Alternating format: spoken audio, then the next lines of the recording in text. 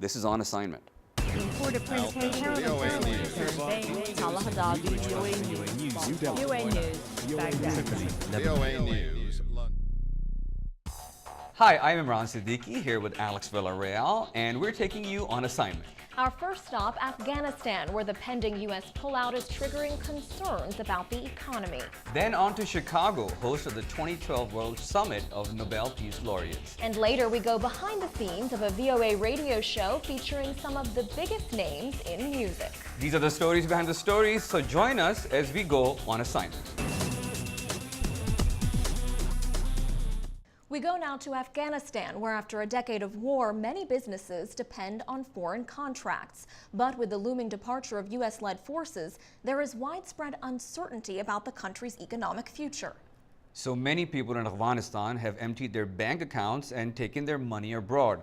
And that is the reason why the central bank has placed a $20,000 cap on cash withdrawals.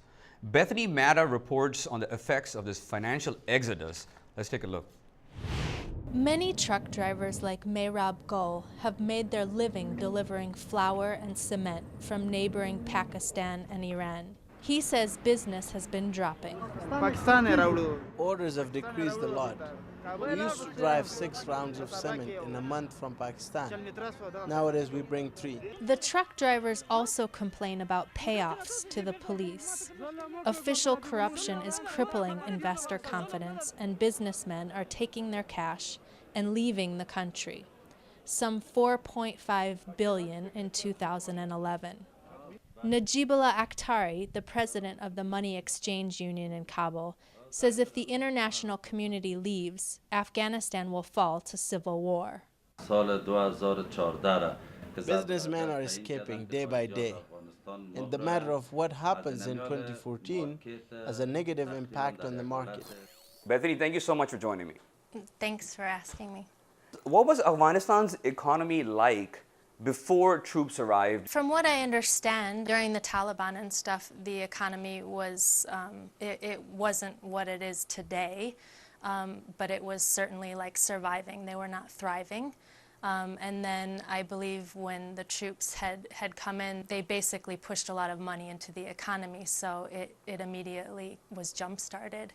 And when we talk about the industries, which are the industries that you can pinpoint which are on the rise? I guess right now you can definitely see the ones that are failing, and they're the ones that have been, that mostly like the property market and stuff like that, they're mostly the ones that the NGOs and the foreigners have invested in. I would say like the telephone companies, the mobile phones, the services that people really need here are on the rise. Now, Bethany, when we compare the cottage industry or the small industries in Kabul to the poppy industry, if people are forced to leave or give up growing poppy, does the government have a plan in terms of adjusting them to different industries? I think if you ask the government, they say they do have a plan, but when you talk to the people and you talk to the farmers, they do not follow through with their word.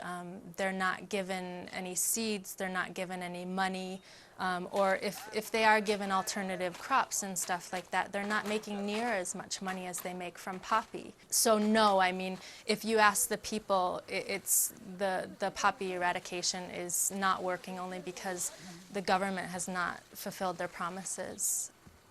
Now, tell me something. What about the business community? In your interactions, do you feel there's some sort of a fear amongst the business community? Are they in favor of the forces leaving, or do they want them to stay? How does that unfold?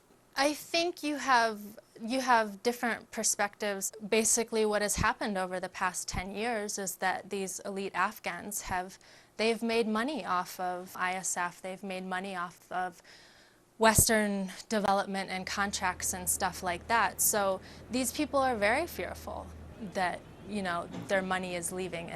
And you see that because they're stashing their money in Dubai. People that have invested, though, I think in the local economy with services such as telephones and stuff that are providing the people with needs, they'll continue on. Now, in terms of international investment or foreign investment, what about the government's plan in terms of working with other international organizations or corporations to bring in more investment into Afghanistan? I don't think the government has really had a plan. If you talk to businessmen here, you know, that's one of their biggest complaints. One businessman was saying, you know, there's 5 main transport companies, and it will be knocked down to 2. And what are these people going to do? You know, how are they going to make money? What are you going to do with the extra trucks? What's going to happen after 2014? And the government really has not provided a plan. What I also wanted to ask you was, what is the experience like in terms of reporting in Kabul and Afghanistan as a female journalist? It's very difficult as a woman here, and I also feel the same thing when I'm here. Security-wise, it's hard to go out many times. But it's also very interesting because as a woman journalist, you're allowed into the homes, which is a wonderful experience because you can really see what normal life is like here. Well, that's an interesting perspective. Thank you so much for your time, Bethany. Bethany Mata, VA reporter in Kabul, Afghanistan. Half a world away in Chicago, Nobel Peace Laureates gathered in April for their 12th annual summit. Among those in attendance, the Dalai Lama, former U.S. and Soviet Presidents Jimmy Carter and Mikhail Gorbachev, and Iranian dissident Shireen Ebadi. The summit focused on getting young people involved in global peace efforts. We find out more from VOA's Kane Faribaugh, who was there. Let's take a look. I want to welcome everybody to the city of Chicago, and on behalf of the residents, I want to thank all the Nobel laureates who traveled many miles to come here. 12th Annual Summit. Kane, what purpose does a gathering like this serve? Well, really, this is a chance for all of these laureates to talk about the issues that are important to them. How to achieve world peace, or how to get on a path to create world peace, was something that was talked about. To make this world more peaceful. Nuclear disarmament, women's role in peace movements. These were all issues that were discussed during panel discussions, and they included people such as former Soviet President Mikhail Gorbachev, former president of Poland Lech Walesa, and human rights activist and the 2003 Nobel Peace Prize laureate Dr. Shireen Ebadi from Iran. These names you mentioned, these are very high-powered world figures. What were your impressions seeing these leaders in person? Well, it's interesting because they're approachable, they're present, and the audience members that are here watching this, a lot of them are college students, a lot of them are high school students, and the laureates are approachable and want to speak to the youth. They want to get their story out. They want these young adults to know what they went through, what the world was like when they received their Nobel Peace Prizes, and to sort of pass the torch on to the next generation. So I think the thing that strikes me most is that they're just very real to everybody when they're at this gathering. You mentioned this idea of addressing youth. Can you describe the audience at the event? What happened on the first day of the summit, a lot of the laureates, I think maybe 15 of the laureates, fanned out across the city of Chicago and visited local Chicago public schools. We need to learn to live in this global world. A lot of these students had been learning about these laureates prior to their visit to these schools. So the students were prepared with questions, with some conversations to have, and laureates went to these classrooms and got into the school environment and had one-on-one discussions with these students right in the classrooms where they were learning about them in their textbooks. We are meeting the Nobel laureates, and I think that this is the most exciting part of my life. I really want to hear how they started so I can get inspiration as to how we started. Moral courage is the rarest form of valor in the adult world, and yet it is the one that you, as students, are called upon to muster every single day. Coming here is so important because it helps me, especially all my classmates, for us to be able to learn more about what we can do to affect change. If each and every one of us selected the issue that they most cared about. Right, and I'm sure very exciting for those students to see living history coming into their classrooms. Before she spoke at the 12th World Summit of Nobel Peace Prize laureates, the people standing behind Chicago high school student Manal Salah only existed in her textbooks. We hear about them and we see documentaries, but to have them in front of us in the flesh just makes it so much more real. Salah had the honor of introducing former president of the Soviet Union, Mikhail Gorbachev, who received the Nobel Peace Prize before she was born. President Gorbachev, who came from nothing and changed the world. and he's standing in front of me in the flesh. It just makes me appreciate the value of that all the more. I also wanted to ask you, so much of what we see from events like this, we see the panels, we see the discussions, but what was going on behind the scenes? Well, I'll tell you one story. I did a one-on-one interview with Dr. Shirin Abadi, and before we started our interview, there was a young woman from Pakistan, and she wanted to meet Dr. Abadi. She was a personal hero of this young woman, and she has a friend in Karachi whose parents wouldn't let this young woman travel to the United States to take part in this event. And she wanted to know what she should do as her friend, what she should do as a young woman in Pakistan to try to fight for the same opportunities that young men are given. Dr. Abadi said, someday you'll turn 18, and when you do, you need to have the courage to make those decisions for yourself, and you need to stand up and do what you feel is right and do what you feel you must. It was clear that she was certainly moved and emotional in meeting Dr. Abadi. She got her picture taken, and I'm sure for that young woman, that was probably the highlight of the summit for her. Again, that was Kane Faribaugh, VOA's Midwest correspondent based in Chicago. Kane will be following another big summit in the Windy City this month, the NATO summit, expected to bring in some 10,000 visitors. And now it's time for us to take a break. Coming up, A Tale of Resurrection, a theater that once hosted stars such as Duke Ellington, Smokey Robinson, gets a nearly $30 million facelift. You're watching On Assignment.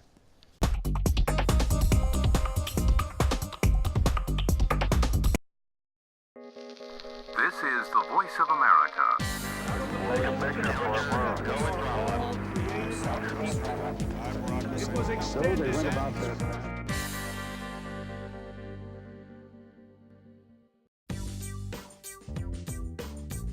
VOA Special English, a way to learn American English and much more.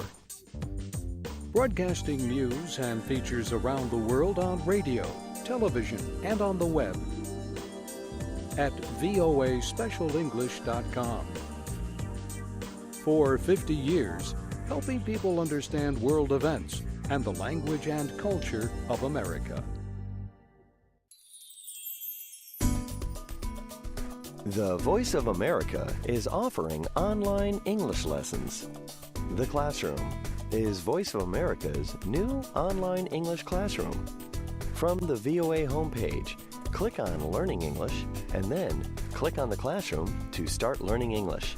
In the Classroom, you will find current news articles with customized English language lessons, English language activities for beginning, intermediate, and advanced English speakers, interactive word books and dictionaries under the Interactive Learning tab, and English programs showing you how English is really spoken, and English lessons available for teachers all over the world to use in their classrooms. Learn English with Voice of America. Click on the Classroom to start learning English today.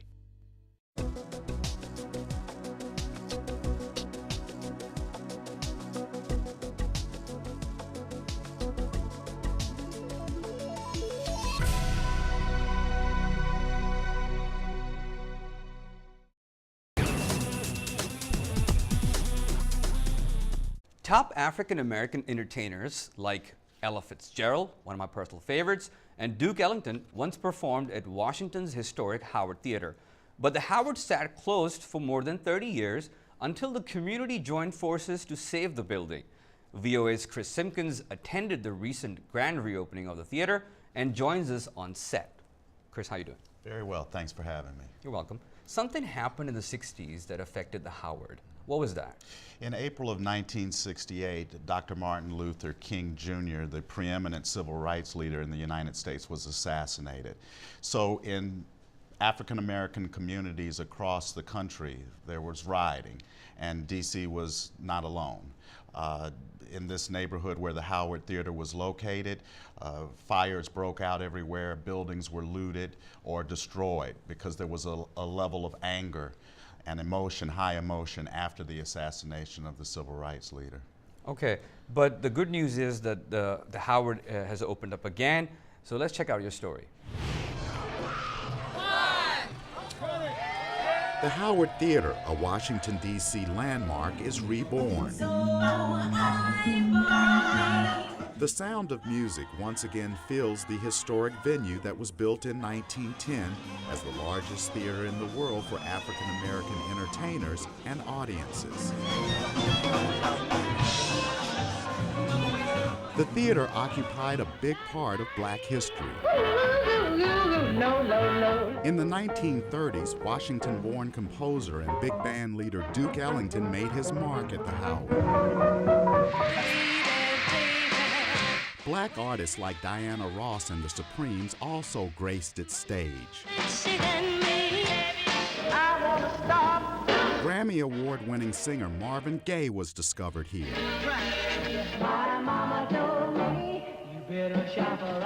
Smokey Robinson was a teenager when he first performed at the Howard.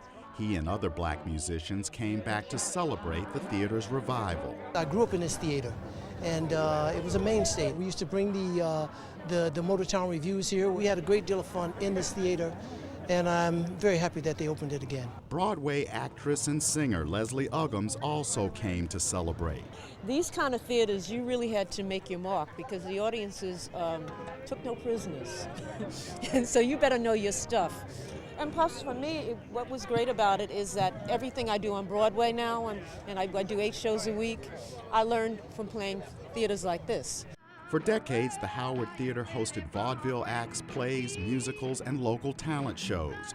It was called Black Broadway. At a time of racial segregation, African Americans could only perform in certain venues. Letha Blunt lived 2 blocks away from the Howard. It was also a social destination for her. It was a ball. This was the Black Harlem. We used to dance in the street, dance in the show, in the theater. April and Edward Ellington came to see the theater where their father, Duke, thrilled audiences. I think they've done a magnificent job. And I know our dad's looking down right now, smiling. We're back with Chris Simpkins. Chris, what is the role of the local residents in terms of reviving this community and of course, reviving this theater? And of course, you're a part of that community. Right. What's their impact on that? Well, they love it. They have seen, and I have seen this theater sit dormant for the last 2.5 years that they have started the reconstruction. But the community has been really involved because they see this theater as an anchor to bring in other businesses, and that's what the community is hoping it will do. Generate businesses for the local shop owners and storekeepers that are there now, as well as bringing in new business to the community. Thanks, Chris. Time for a break. When we come back, we look at a radio show highlighting some of today's hottest artists. You're watching On Assignment.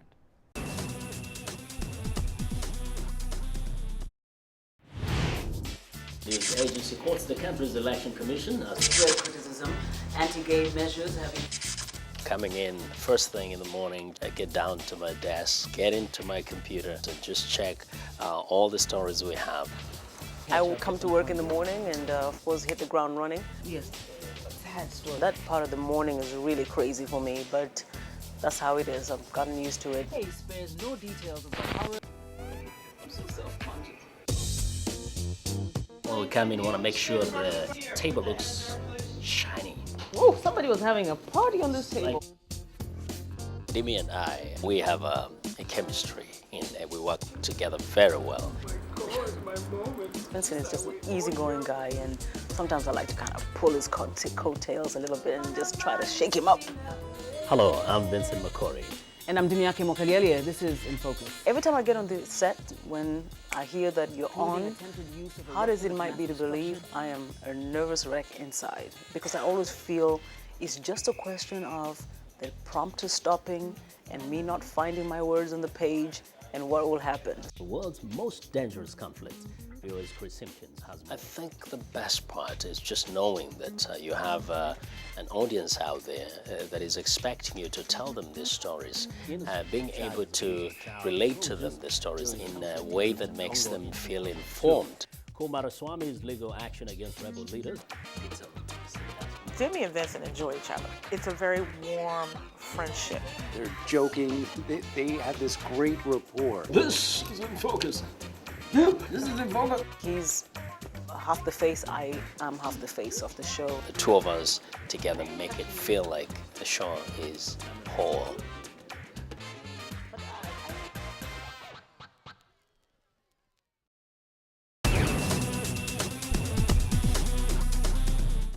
One of the Voice of America's most popular radio programs is Border Crossings, an all-request music show broadcast in more than 60 countries. And Alex, as you know, the man behind the show is Larry London. He's talked with superstars from Quincy Jones to Lady Gaga. We caught up with Larry recently for an inside look at the program and the music that makes it a hit. Let's check it out.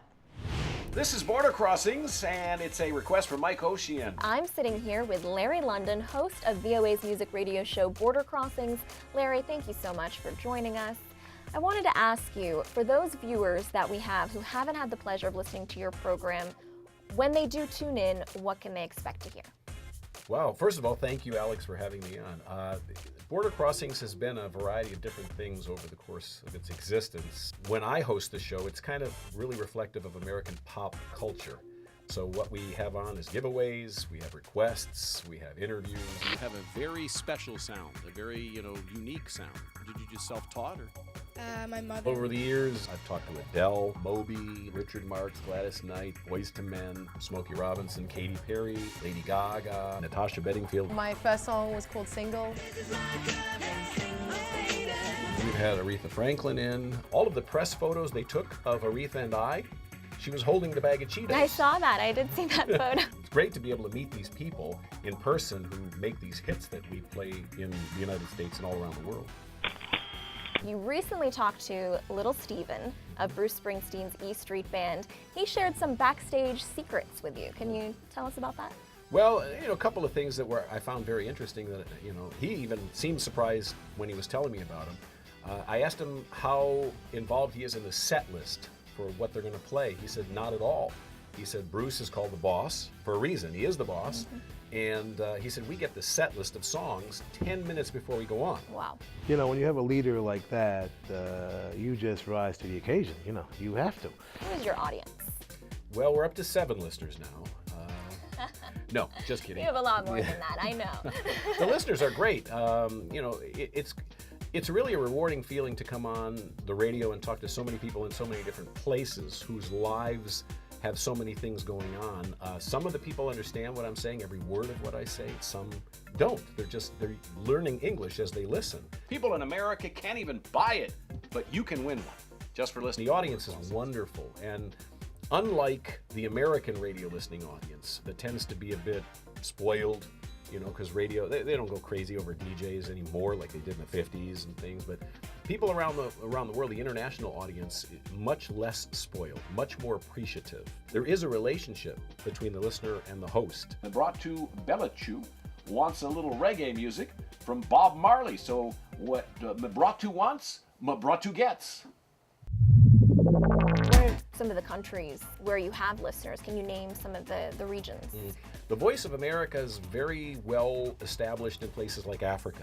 We're on in India. We just got new affiliates in Libya. We're on in Karachi. There's a lot of listeners all over the place. It's a lot of fun. I'm looking at Adam Lambert, Adam Lambert by request for Kumator Abo, who is joining us in Rwanda. Can you talk about what goes into putting a show like this together? The show's an hour long.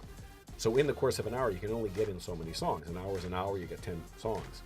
And if we get 30 to 50 email a day in requests, obviously the math, it doesn't work. So people have to just write in and wait 4 days, 7 days, whatever, and then the music library downstairs, they find those songs in our library of millions of CDs and albums. And after that happens, then they give me the songs that have been pulled and put together, and then I kind of produce the playlist for that show. I'm in the process of getting the songs ready that I'm going to be playing on today's show. It helps Mary know what songs are played in what order, so she knows, how much time I have to blab. You've held your breath, and now you can exhale. It is a party town, and if you've ever been to Party Town, I'm Larry London on Border Crossings. Mary's our director, and so she, keeps me on time. We might have to add a Beatles tune at the end. We're just a little bit short. Okay, perfect.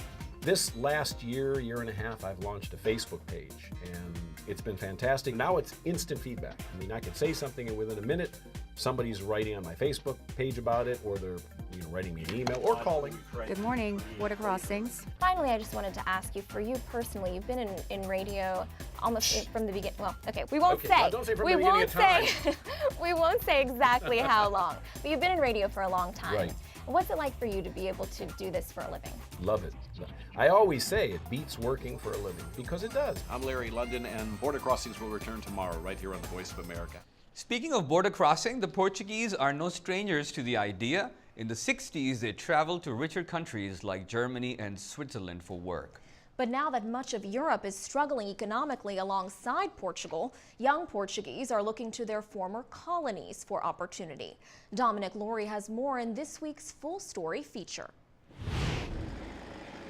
The Angolan consulate in the dock area of Lisbon. A few years ago, the clamour among Portuguese to visit their former colony would not have been this strong. But with Portugal's unemployment at 14% and its economy shrinking, Angola and another former Portuguese colony, Brazil, are attracting Portuguese workers, and the Portuguese government is even encouraging emigration. These graduate students in Lisbon are listening. For someone who has good studies, has a good university and a master's degree, it's not that difficult to find a job. There are a lot of opportunities, but it's like mainly training programs and internships that you start and you have like the contract signed for 6 months or 1 year. After that, it's not very likely that you stay in the company. Andrea Dominguez moved to Brazil a few years ago. She works for a new company that has grown from 200 to 800 employees in the short time she's been there. She says Portuguese often have an advantage over local Brazilians. The ability to speak English is a great advantage for Portuguese people. The Catholic University in Lisbon is getting more and more international students. Ana Ribeiro runs the graduate business program. For instance, we are getting more and more Germans, and the reason they are coming, the Germans or other Europeans coming from northern countries, for instance, is because they want to learn the language. Though we teach in English, they can learn Portuguese while they're studying here. And so this is an opportunity for them that are looking for jobs, for instance, in Brazil. So Portugal's economy is shrinking, and many of its best and brightest are going abroad for work, possibly never to return. But with language and trade links to the new world, many Portuguese see emigration as their salvation. Dominic Laurie for VOA News, Lisbon. And that brings us to the end of this week's episode of On Assignment. Join us again next week when we look at the man who will challenge President Obama for the White House in November. Be sure to visit us on Facebook at VOA On Assignment, and you can also catch up on our past episodes on the Program tab at voanews.com. From all of us here at On Assignment, thanks for watching. We'll see you next time.